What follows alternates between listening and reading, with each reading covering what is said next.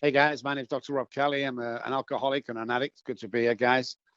I've been an alcoholic all my life, and I didn't know it at the time. When I started drinking at the age of 9.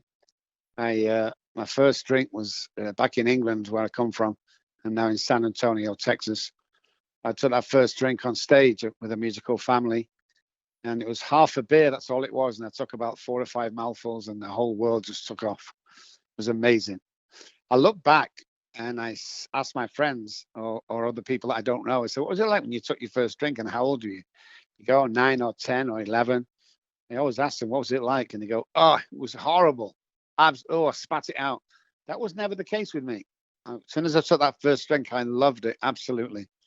They knew that I'd found the solution for my life, because all through teens, I could talk to girls, I could, dance at parties. It was just phenomenal. And being a musician, of course, it gives me lots of courage on the stage. So I drank, mainly Friday and Saturday and Sunday night when I was out with the band, until I was about maybe 14, 15.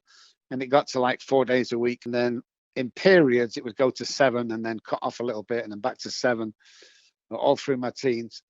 I always wanted to be a musician. So at an early age there, I had loads of bands I was playing with, but I applied for a job at Strawberry Studios, which was owned by 10cc at the time, and was making jingles for TV and commercials and radio commercials. And we'd go in and I'd play my bass for a few hours or so, and I'd get paid, and I'd come out, and I thought it's just a great way to make a living. So I wore the bass 24 hours a day around the house. So he went to the restroom with it on, and I practiced and just become really, really good. I'm a natural musician. I can play anything, doesn't matter what it is. Give me 20 minutes, I'll get a tune out of it. It's just always been in my family, musical family. So I went down, I got the job at Strawberry Studios, and I was still a teenager then, probably about 14. And then about a year and a bit, I saw a job, and I was sat in actually the studio, Strawberry Studios. I saw a job advertised in the musician's paper for a bass player at Abbey Road. So I applied for it at the age of like 15, and nobody was there under 40. They were all seasoned professional bass players, and I went in and was drinking before I went in, and it was just crazy. I had so much courage, and I had 1 beer for the first audition, and then I got that, and I went back for the second audition and drank 2 beers, and I went back for the third and drank third beers, and this kept going on. So I had 7 interviews or auditions for that job, and I drank 7 beers before I went in. I don't remember too much about it, but I just remember getting home and thinking, well, that's messed up. I won't get that job. But to my amazement, I did. So what that told me on my alcoholic brain was that alcohol will take you to the places that nothing else can. So whilst working at Abbey Road, I got really into heavily, drinking and taking drugs and hanging around musicians is, kind of all that you were expected to drink and use drugs. Otherwise, you weren't really trusted, in the studio. It was the craziest thing at the time. But I got to play with David Bowie, Elton John, Queen, all them guys passing through the studio through the 80s, which was awesome, absolutely awesome times with them. Elton John was great. Freddie Mercury was the best person I ever met in the musician world, and as a musician, because there are loads of snakes in that industry, but he was as straight as they come. He was a good guy. We spent many a morning, 2 or 3 o'clock in the morning after sessions, just chatting, and got to know him a little bit deeper than the other session musicians, which was pretty cool. And there's lots of stuff that happened there, which kind of marked me for my future. Lots of drinking, lots of using, lots of partying, hotels, and nightclubs. It was all free. Everything was free, and I was getting paid crazy money at the time. So I put myself through college through Freemasonry. I was a Freemason at the time. That's another story. The only reason why I became a Freemason, I think, is because they needed an organist, and I could play the organ. So I kind of got voted in to a position that I didn't really want, but I thought it was going to be cool. It wasn't. It was boring. It was just a bunch of old men doing charity stuff, which is good. I like that, but I didn't last too long in there. It was just very boring, and a commitment like once a week for 3 hours. It just didn't seem to appeal to me at the time, but I did use some of them contacts to get into Oxford University. And along with my payments from Abbey Road, I managed to put myself through school. Nobody in my family ever went to college. I come from what they call in England a council estate, and what you call over here the projects. So we come from a poor family. I mean, there was never many holidays, vacations, or extravagant stuff, but we were loved in the house, and it was pretty cool. Had a normal upbringing in a working family. My dad was a gas man. He used to do gas pipes for the houses, run them into the houses.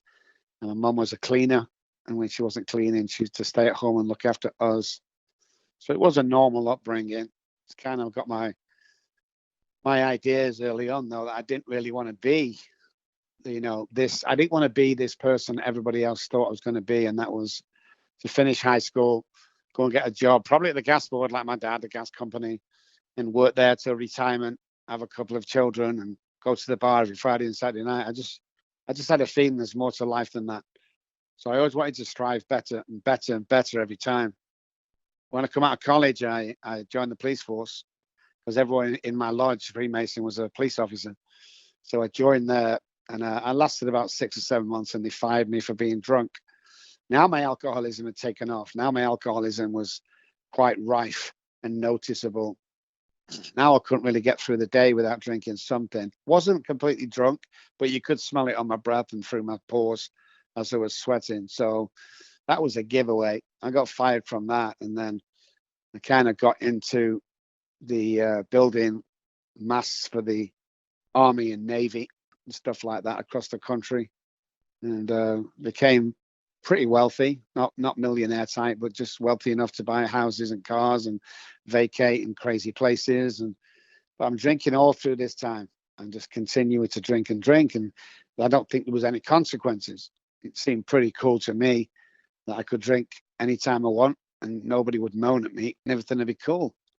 But it's a progressive illness. So as the time went on, it got worse and worse and worse. And the beer turned to vodka, and the vodka turned to bottles and bottles a day rather than just half a bottle. And towards the end, it was just crazy. There's lots of things happening in the house that I'm not proud of. And my wife coming down the stairs, trying to get past me because I'm trying to get past the kid, and I fell on the child, and I was just getting down for a drink, and it was just horrible times. I remember coming downstairs once early in the morning to get some vodka because I woke up needing a drink. I got down to the bottom and turned into the kitchen, and I knew I'd have some vodka hidden somewhere, and I found it. And I put it on the side of the counter. I turned around to get a crystal glass, and my wife had followed me downstairs, and she took the vodka off the side of the counter, and she said, "I think you've had enough." So she was probably right at the time, but I didn't take any notice of her. I just took a kitchen knife out and stabbed her 3 times. And as she hit the floor, I grabbed my vodka and I drank it. Called the police or called the ambulance. And as soon as they heard the sirens, I had a cab waiting. I got in the cab and went to Spain. Stayed there for a few months, just drinking myself to death, hoping that everything would go away. And eventually it did. There was no charges pressed, and got an affidavit off the attorney. And back I came, but by the time I got back, all the bags were packed, and she left with my 2 children, and her left to go back to her mum's. It's left me in this house all alone. I was very angry at the time, very angry and very upset that this is what had happened. But I still didn't think I had a problem. I would just deny it all the time. I'd make excuses, a little bit of bad luck. I drank too much last night. Whatever the situation is, there was always an excuse and another try at drinking normally and trying to keep it under control. So I remember calling my attorney and asking, what's the situation? And he said, if he went to the courts the next morning, he could probably get temporary custody for me. And so he did. And I gave him a large check the next day, and he knocked on the door, and he had my 2 children with him, ages 1 and 3. And I took them in the house. I remember this like it was yesterday, and I put it in front of the TV. And I just said to myself, wouldn't it be great just to have 1 beer to celebrate the children coming home? And I think I've been sober for a few days or weeks. I can't remember. So I did. I went into the kitchen. I opened the refrigerator and I got a beer out, strong beer. I opened it up. That's the last thing I remember. I drank the first beer, and that's it. I blacked out. So 3 days later, when the police kicked the door down and the children not being fed or changed, Dad was on the floor, drunk out of his head. And by the looks of it, with the bottles thrown across the floor, I'd been to many trips to the liquor store to get alcohol.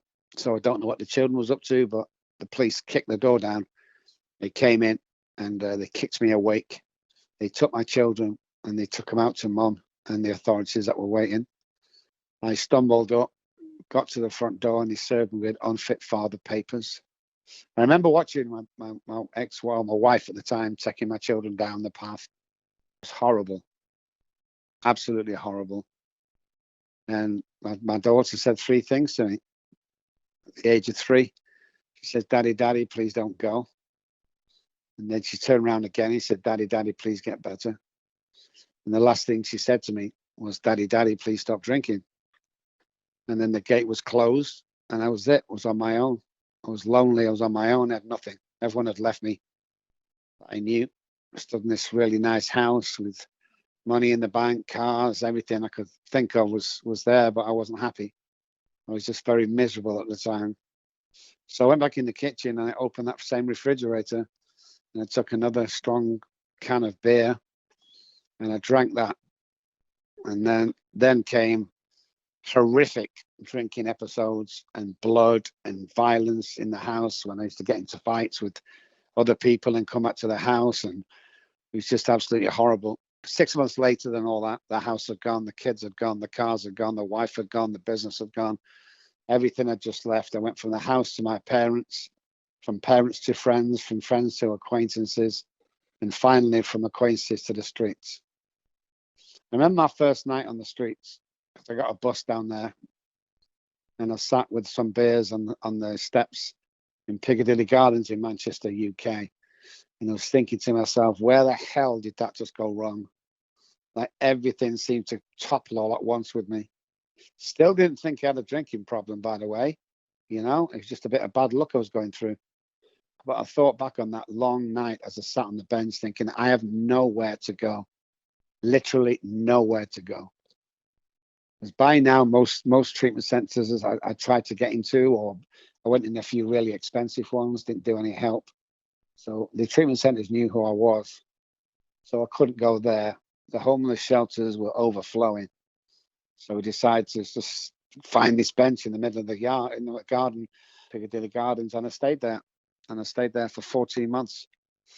That was my living room, my dining room, my bedroom, and my restroom at night times. And it was cold and it was wet and it was snowing and it was just an absolutely unbelievable, horrible time that I spent. And every day I had to fight for my life, literally fight to stay alive. There were people being killed left, right, and center, homelessness, fights every single day. You know, I had to fight for protect what was mine, whether it be a bottle of vodka or my sneakers. It makes no difference. I had to fight every day. And although I'd been brought up on the project, on a council estate, I learned how to fight from an early age because that was the name of the game on them projects. You couldn't really survive if you didn't fight. It's kind of the same thing that happens in prison. The strongest survive. And I was not going to be a weak guy. I was always going to be a strong one. I was always going to be the guy that was going to win everything. So I become very tough growing up. Been trained in martial arts, boxing, judo, all the things that kids do growing up. And I was on the streets. It kind of did something to me that probably prison does to some people. It hardened me up a little bit. It's like I'd lost everything. I had nothing to live for. Walking around just stealing alcohol from shops. If I got caught, great. I'd stay a night in a cell. Made no difference to me. I robbed people. I hurt people for money. Wait for people to come out of nightclubs at night time, follow them to wherever they were going and knock them out or something and pinch their wallet. Not proud of it, but that's what I did to survive. I can be in any situation and survive. I don't care if I have to go and sweep the roads tomorrow to earn a living. This mortgage I have will be paid. That's the kind of mentality I've always had. I got it from my dad. You know, my dad was paid a normal wage for a normal job, and he used to save his money. You know, he had this famous suit in the wardrobe, and the inside left pocket, I always remember, it's for electricity, and the inside right pocket was for the gas money, and the outside left pocket was from the children's clothes. And this suit had money in every week that he'd put in from his wages, he'd put in there to make sure we never went without the basics, which was phenomenal. I just, it's just looking back now, it's just crazy. You know, you remember these things. Well, I remember the cold nights. I remember walking past houses at Christmas, seeing families in there just sat around the table, knowing quite well I would never have that opportunity again. And when I had it, I just wasted it. I just got complacent. It didn't mean anything to me. I was drunk most of the time. I just couldn't stop drinking, but I didn't have a problem. I mean, I wasn't an alcoholic. I knew what an alcoholic was. Them guys that sit at the end of the road with the waistcoats on and the trench coats with string tied around them, huddled around a fire. I wasn't one of those. I was better than that, even though I come from the projects. I always used to believe that I was better. I was embarrassed about being brought up in the projects later in life. I was really embarrassed. It's like when I was at school, the guys would say, "Hey, my dad's picking us up. We're going to go football practice tonight. You coming?" I'd go, "Yeah, of course I am." Say, "What's your address?" And I got an address about half a mile from where we lived, where they were in really nice houses. And you say, "We'll pick you up at 5 o'clock after school." And I'd have to go home, get changed, run half a mile, and wait outside one of the nice houses for them to pick me up. And then they dropped me back. Remember one night they dropped me back there and it was pouring down. And as I got out, I went to walk to the gate and they wouldn't drive away. And they kept waving and I was waving at them. And I'm praying to God that they drive away, because I did not want to open the gate in case the security light went out this person's house and they called the police. But eventually they drove away and I ran home in the rain. And that's what I did. I was embarrassed about where I lived. I was embarrassed about a lot of things. I don't know why. I'm still very, very, very sensitive about things today. Things that come up, you know. I'm always believe that everyone's laughing at me. You're not really that. You're not really an imposter. You know, it's just all these. We know where you belong. You belong in that shitty council house back in Manchester. And I'm always scared of people thinking that I belong there and ridiculing me. Because that's what they used to do when I was young. Most of the guys that went to my school lived in private houses, but their mum and dads had mortgages. We had a rent, and it was a rough estate. It was called, for any guys listening in the UK, it was a racecourse estate in Manchester. It was really rough. All the prisoners and sex offenders were on there, drug dealers. If I hadn't have gone to college, I would have been dead by now, because during that era, coming towards 78, 79, that era, drugs were rife on my estate, the place I lived, and all of my friends are dead through heroin overdoses or suicides or whatever it is. So I got out at the right time. And then I got into bodybuilding, so I used to hang around with a different crowd, the fitness guys. Otherwise, I'd be dead. They find me with a needle in my hand, because I knew, and I know for a fact I would have tried it. Anything to get me out of me, I would have tried in an instant. And I was so lucky. I didn't know it then, but I know it now. I was so lucky to get out of that environment. It was just absolutely crazy environment to be in. But everyone knew my name. I was a big bodybuilding guy. Nobody messed with our house. No, we was the only house on my street that never got robbed, because everyone knew that Robb Kelly lived there. And if anything happened, we would find him and we'd kill him. And I don't mean that in a sense where we're going to kill you. I mean, literally, we would kill them. We would end their life if they dared rob our house. And everyone knew that. Everyone was afraid. And that's the other thing as well that I struggle with. I'll come from this lad who got picked in at school, you know, the weak guy, you know, trying all this stuff that went on. So when I started bodybuilding and taking steroids, I become absolutely huge. I had a body that just really reacted. My muscles reacted to the weight training, and I become very powerful and very big. In fact, I won lots of bodybuilding titles back in Manchester. So I had this huge guy on the outside that nobody wanted to mess with, but deep down inside, I was like a little kid. I was lost. I didn't know where I belonged. Remember a girl finishing with me to go with another guy that I knew, and it just absolutely destroyed me. And I used to hear people saying, clubs, don't mess with him. Don't look at that. Don't mess with that guy. And I'm looking around thinking, who are they talking about? It was me they were talking about. I'd grown into this huge, but my maturity hasn't matured, and my brain wasn't, you know, developed enough to realize that I was this big monster that everybody feared. And that's how I've been through life all the time. Is when they're going to find out, when they're going to throw me back in the council estate, when they're going to throw me back to being poor again. It was horrible. There's some really lonely nights on the streets. You try and hang around with the people that's going to keep you safe, but at the beginning, I was that guy. I was the guy keeping everyone safe, all my friends. And then the more I stayed on the streets, the more my weight dropped because I wasn't eating, I was just drinking. And I dropped down to about, I don't know, maybe 150 pounds, 160 pounds.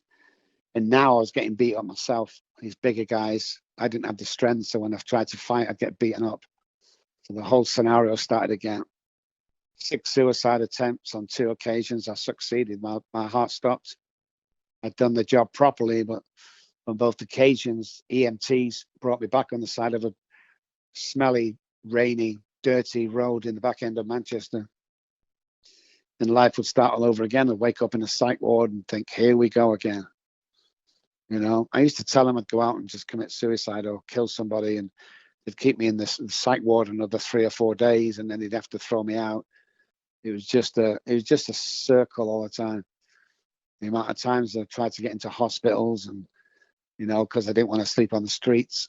I even smashed a window once, I think. It's amazing how these things come back to you every time I talk.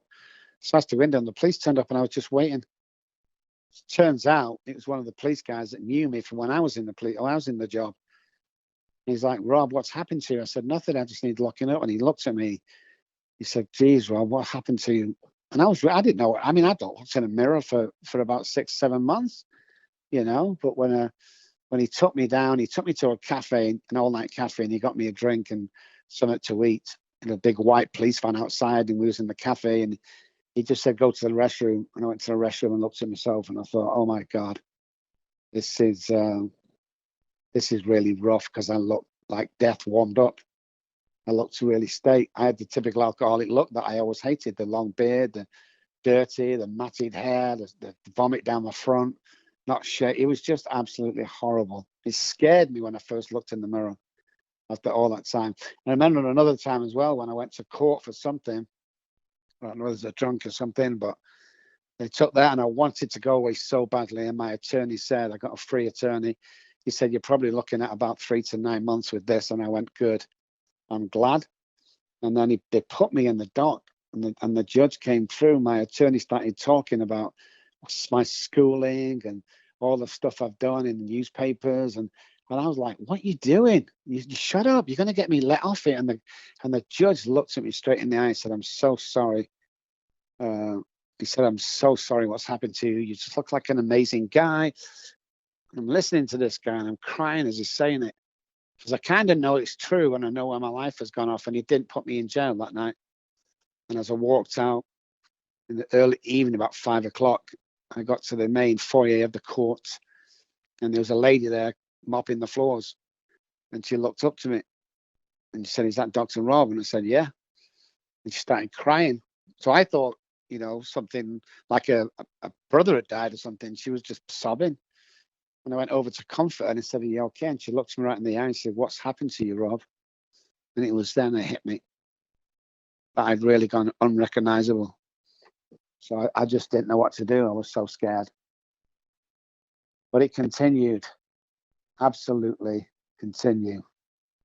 And it was just horrific. I never thought I'd come off the streets, never in a million years. I remember having a spiritual awakening on the streets one night, on the back roads. I just fell down to my hands and knees. I started to cry from my belly. And I wasn't crying because I lost my kids or my wife or anything else. I was crying because the first time in my life I realized I had a drink problem, and I realized I was an alcoholic, and I realized I couldn't stop drinking. And that was the time I just looked up to the sky and I said, if there's a God up there, I can't do this on my own anymore. About 30 seconds later, a guy appeared. He had a little Bible in his hand. He's missed his last bus home from a Bible study. He had to walk about an hour. And he said, do you want help? And I said, yeah, I'm dying. I'm dying. And he said, that's okay. I'm here to help you. And there was an alcoholic himself, and he was a Christian, and he took me back to his house, and he let me bathe for the first time in a year, shaved and everything, and he gave me some clothes to wear. And he said, you can stay as long as you want, but you've got to come to these 12-step meetings with me. I didn't like them. I really didn't. But it was a warm bed for the night. And I went. And while I was there listening to all these guys just absolutely just war stories and bragging stories, how much they drank. There was a guy across the ways, and he introduced himself in one of the shares, and he said, my name's John, and I'm a recovered alcoholic. And I was absolutely aghast at what he'd said. And I walked up to him after the meeting, and I said, will you sponsor me? And he said, no, I don't sponsor people, but I'll be a spiritual advisor for a period of 12 weeks. And I thought, well, that'll do. I'll try that. And he told me to bring a dictionary and the book. They call it the big book. And that's what I did. Every week on a Wednesday, I'd walk there about an hour, spend an hour with him, walk an hour back. Did that for 12 weeks. Did a lot of work on myself, a lot of work on alcohol and drug addiction recovery. And finally, I started to feel better. And he told me life would get better. He told me straight. He says, it's going to get awesome. Your life's going to get amazing. And I'm like, there's no way. You know, I've got no job. No one cares for me. You know, everyone's abandoned me. What the hell can I do? You know, I just walked through my head looking at the pavement all of the time. Never looked up. I was so ashamed and so embarrassed. But, you know, the next day, someone offered me a part-time job, which was absolutely phenomenal. And that part-time job turned into a full-time job within about a week, 10 days, which was also phenomenal. A couple of weeks later, I got a car. And a couple of weeks later, it was just phenomenal what was happening. But the guy told me to start working with other alcoholics and don't stop and guarantee they can recover. And that's what I did. With the help of God and the book and the determination, that's what I started to do. And I tried to trace that man. I could never trace him. I'd never go back and trace him. I tried, but I could never find him. I knew he's passed stuff on to me that was amazing. So I wanted to spend the rest of my life working with other alcoholics because I've been through all this stuff that, you know, the story itself is a miracle. Because you often hear people, you know, losing their jobs or losing the kids and getting back. I lost everything. I didn't have a cent to my name and nobody wanted to help me. All the people I'd helped in the past, never heard from them. I'd call them at the house and the wives would always say, they're not in, they're not in. And you just knew they were in because that was their time to come home from work. But it's just, I don't know. I'd look back on it now and I'm kind of angry at those guys for not being there for me. So I just kept my head down. We had a lot of laughs from the guy's house. I went to a halfway house, which is a pretty cool thing. Well, it wasn't really a house. It was kind of, I don't know what you describe it. It's like a community thing. There was like 28 beds in this place. It wasn't a house. It was kind of a special made unit, really big unit. And I stayed in there and we had some laughs and, you know, I started to laugh again and I started to feel as if I could fit in again. And, you know, there was an Irish guy there. I never forget, staunch Manchester United fan. And we got really close and swapping stories. And he was a real good looking lad as well. And I looked up to him quite a lot. And we'd spend hours together doing stupid stuff, you know, making each other laugh. And it was just a good time. I mean, I really enjoyed it. And then from there, I don't know, it just, next thing I knew, I was like, I've got like a little apartment, like a proper, not a room in a house, but a proper little bedsit apartment, which was basically your kitchen, your bed, your living room's all in the same room. And it had a restroom just off the side, and I loved it. I thought it was paradise. It had one little window from maybe about, I don't know, 12 inches by 12 inches, like being in prison, to look out. That's all the window I had to look out, but it was mine. You know, I could pay rent, or the actual council paid rent for me, but I lived on benefit when I got into there. I started earning like, I don't know how much it was like £50 a week or something, maybe less than that. I've got no idea what money is today when it comes to English stuff. But I survived and I went to meetings and I helped people. And many years later, when emails and all that come out, I got an email off a church in Plano because I was working, I was getting known, I was counseling, I was, you know, psychotherapist, I was doing everything as a psychologist. And word started to get around how crazy I was, first of all, as in crazy, don't care what it takes, I will get you well. Very loudish, very almost bordering on aggression when it comes to talking to the disease. And I didn't take any prisoners. I don't suffer fools. So they invited me over to Dallas, Texas for a period of 2 weeks to speak to their youth ministry that had a crack cocaine problem in Plano, which at one time was one of the most affluent places in America, but had gone down with all this crack cocaine. So they took me over there. And the funniest thing happened, because when I stood on the tarmac getting off the plane in DFW just outside Dallas, I knew I'd never go back home to live. I somehow thought that this was going to be my life, because that guy told me that guy called John, who took me through the work, he said that God's going to take you far away from home to do his bidding. And first of all, I'm not going anywhere. I can't afford it. And secondly, I don't even know what bidding means. But that's what he said to me. And I remember going to this church at the time. It was like a little tiny church, not a proper one. It was like in a house or something. This pastor was really kind to me, and we'd do some work and painting for him when I was in the halfway house. And I remember telling them something about him going, oh God, this has just come up as well. I forgot all about this. So we're working, doing something, and we did a service or something, and there was about 40 people there. And after the meeting, this woman come over to me, and she gave me an envelope, and she clenched it in my hand and held my hand. And she said, God's given me that to give to you. And I'm like, what the hell is she talking about? So I took the money, because I didn't have any money. And it was something like £250, which was a lot of money 14 years ago. But I had this money which come in handy when I came to America. It's like she knew something. I've never shared that before, because it's only just hit me now. That's crazy, yeah. When they sorted everything out, I kind of took that money to live on for a bit. And then when I came over to America, after the first couple of weeks there, I wanted to stay. So I moved in with this girl who was part of the church, and I wanted to really become famous. I wanted to be wealthy. I wanted to be all these things that everyone wishes for coming to America. And slowly but surely, it started to happen. You know, my name got around. I think the accent had a lot to do with it. Don't get me wrong, but within the first 6 or 7 months, I got a DVD deal from a huge production company, and it was DVDs on addiction. And it went out to every prison and institution in USA. I get a lot of recognition through it still today. And I got paid for that, and I got paid very well for that. So that set me up in America to start earning a proper living. And that's what we did. You know, I wanted to really go back into the addiction world heavily.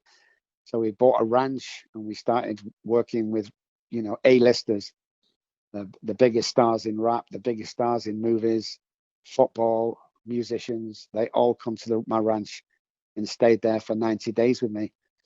And that's why my wealth started to pick up. I was really doing some good work with these guys. And we do some pro bono, and we'd work with, you know, sponsees, and we just kept busy doing what we're doing. It was pretty cool. Absolutely pretty cool. And I don't know, man, just life was getting better and better. And I thought, you know, I could possibly do something here. And then came the second divorce. And the second divorce wiped me out completely. I walked away from the ranch, from the money, from the cars, from the business, and I had a breakdown. And they took me into an institution to try and get well, and that's what I did. You know, and a friend owned a halfway house in Dallas. If anyone's from Dallas listening, it was the 24-hour club, is where I spent some 7 years ago, because I had nowhere else to go. I mean, literally got dropped off at the side of the street, and I had a few dollars in my pocket. So I went to this halfway house with the homeless, and I stayed there thinking, here we go again. We're back to this again. And I stayed there, and I started to work a normal job, nothing to do with psychology or anything. And the strangest things happen again. I'm driving for this pest control company. She's working what she's always done. Everything's going great. I'm on about, I don't know, maybe $60 a day, $70 a day, working for this company. And I got a phone call from a treatment center in Dallas saying that they had a patient that would only work with me, because I remembered my days going back to the ranch, you know, as a psychologist, a licensed psychologist. And I said, I'm not really interested, really. I'm not really in the industry anymore. I kind of got a full-time job. And he said, well, this father of this guy is willing to pay you $10,000 a month and at least a 3-month contract. Well, to be honest with you, that's probably more than I earned all year by the time expenses were taken out. So me and my wife sat down and discussed it and decided that I'm going to take a chance one more time to get back again into the industry that I'd left. So we did. I took the job. I packed in my driving job and I took the job. And it must have been a matter of months before we moved into a small office. In fact, the lady next door to us was a counselor, a psychotherapist, and we moved in with her. And in the office, she had a little office, next to hers, and it was something like $30 a week. It was something ridiculous. It was so small. It was like, I don't know how big it was, but I don't know, 24 by 24. I don't know. I mean, it was just so small. And we stayed there for a few weeks and we put our name around and we started going out to venues and we started doing round tables and just putting our name out there. And every day I'd walk off the elevator on the 7th floor because that's my lucky number, 7. My birthday's 7th of the 7th. And every day I'd walk off the elevator and turn right and I'd see this huge unit that had like 5 offices inside, big reception area, beautiful place. And number was 777. That was the suite number. And I kept claiming it in the name of God. I kept saying, that's mine, that's mine, that's mine. And then somehow, somewhere, my assistant came to me and he said, would you like to move into the office next door? And I said, well, if everyone would, it's perfect. And the company had come to it, the housing company, and said that if we took it over, we could have something like the first 3 months free and then half rent. Or it was a crazy deal that we couldn't turn down. But it was a 10-year deal. I took signing for 10 years. Well, I'd do that just to get in there. So within another month or two, was in these huge offices with my name all over the wall, biggest offices I've ever had. It was just absolutely phenomenal. And we hired people and there's about 7 or 8 of us at one time. And we just started helping people in Dallas, Highland Park, and we got very popular, but we grew very, very quick, very quick. In fact, we grew too quick. We're taking, a lot of patients on and, it was just not good for me mentally because it happened too quick and we weren't prepared for it. So I was working a lot longer hours than I should have been. And in the end, all my PTSD from years and years ago, from the streets, from the childhood trauma came up and eventually I had a breakdown. And I went into a private hospital and I stayed there and worked on my PTSD, amongst other things, for I think it was a 6-week period or something. And I got well, but by the time I'd come out again, all the staff had gone and all the patients had gone. They'd been picked off from other people and stolen. So we didn't really have anything. So we came back and decided to just go telehealth. So we moved out of the offices and we went back to the house and we started to work with 1 or 2 people telehealth. And then we got a huge client and then started to pick up again. And then we decided to move to San Antonio to take it easy for a bit. That's where my wife's parents were. They're both deceased now in the last couple of years. But we came here 2.5 years ago. And again, it's blown up. We have probably 11 patients now. I only usually take on 4 because I'm a concierge doctor. I'm a concierge company. There's a group of us, very elite, very small. There's like 5 of us. And but again, it's kicked off again and word's been around and I've done lots of TV and lots of radio and podcasts, and I have my own podcast today. The last thing my daughter said to me when she left me was, Daddy, please stop drinking. Well, I decided to write a book a couple of years ago. My wife put it all together from little pieces of paper I gave her and reels of tape, and she provided me with this manuscript that didn't have a title, and it was unbelievable. I finally had a book but didn't know what to do with it. So sometime in that period, my daughter messaged me on Facebook for the first time in 20 odd years and says, I want to meet you. I've heard a lot about you and I know it's not all true. And so we flew to England, me and my wife, and I met my daughter for the first time in all them years. And she introduced to my granddaughter. That was 3 months at the time. And that was just amazing for me. It was just the icing on the cake. If I'd have died right there and then, I'd be a happy man because everything had come. I got a beautiful wife who understood me. I got a daughter back in my life. I got a granddaughter. I've got enough money to keep me, protected and safe for the rest of my life, probably. And life was good. but it gets better and better on a daily basis today. The only thing I want to be is be of service to help people. That's the only thing I want to be. So all people. We used to do a lot of pro bono work, which just didn't work out. So we stopped doing that. But we do give back to the community. But I remember we sat there with my wife and we're saying, you know, Charlotte, who's my daughter, is back in touch, and her granddaughter. And we sat there thinking, what should we call the book? And it was my wife said, what's the last thing you said to Charlotte? And I said, what's the last thing she said to you? And I said, Daddy, please stop drinking. And he said, oh my God, we should name the book that. And that's what we did. So Daddy, Please Stop Drinking is my book. It's available on Amazon and Walmart. And all the proceeds, not just the profits, but all the proceeds go back into communities around the world, especially America.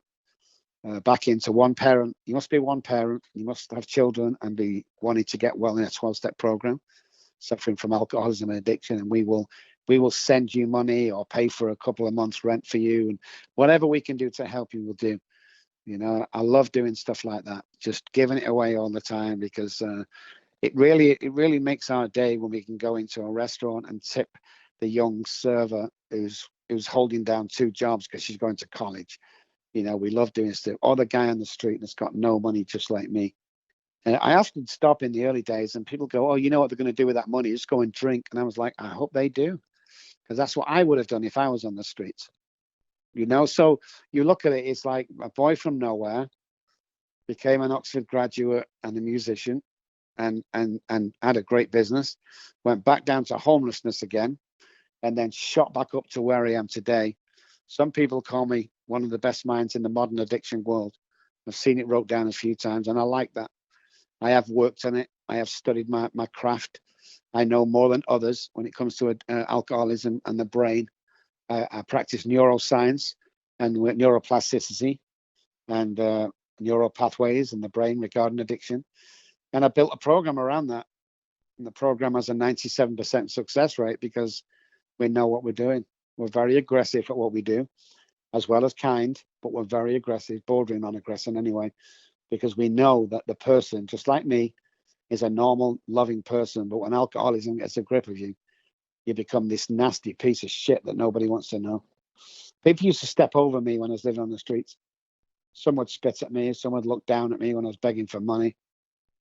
You know, I know how that feels when I see people today. If I hire someone to do work on my house, I'd rather it be an alcoholic in recovery or a drug addict in recovery. We actually did it today. We hired a company that were alcoholics and addicts in recovery. They're doing amazing. So we like to do stuff like that today, and I live a life beyond my wildest dreams. I mean, I really do. We have 3 English bulldogs. My wife is American, but she drives a Range Rover, a British car. She had a British husband, British dogs. I mean, it's just beautiful. What used to be my restroom and my bathroom and my living room, that bench in Manchester, I now have a real bathroom and a real pool and a real fountain and stuff like that. He said everything's turned around and everything's come back to me. But I had to put the work in. Not only work on myself, stuff that you don't know. Just because you're not drinking doesn't mean you're well. I had to go back and clear all my childhood stuff up, all that stuff, all my PTSD that I gained from the loss of children and the homelessness, all that stuff there, the imposter syndrome, all the time needs to be cleared up, and it's still there today. I think it's going to be with the rest of my life, but once I did the work, life got better, and it makes me a better teacher and a better doctor today, because I know exactly what each patient is going through. So whether you live in a $10 million house or a $5 a week halfway house, I get where you are because I've lived in both of them myself. And I think it takes that special kind of person to be able to do the job I do today, because not only do you need the education, you also need the experience, because anybody can teach out of a book. But when someone says to you, I will stab you in the face unless I drink, you can't really understand what they're going through unless you've been through it, because that's what I would do. And I get them today. And I get the way people recover because I have. We have a whole meeting here. We have a face-to-face meeting twice a week in San Antonio. And it's awesome. We're like a family. We're all looking for the same thing, and that's just to help another alcoholic and addict. I still have a music room today. I very rarely go in it, but it has guitars and drums and PAs and, you know, bass, all my bass stuff. And I very rarely go in. but I'm still a musician at heart. I still like to play now and again. I have a beautiful office upstairs in my house. My house is that big. We can have an office and a music room and a therapy room. And, you know, we've come home due to COVID. We don't work in offices anymore.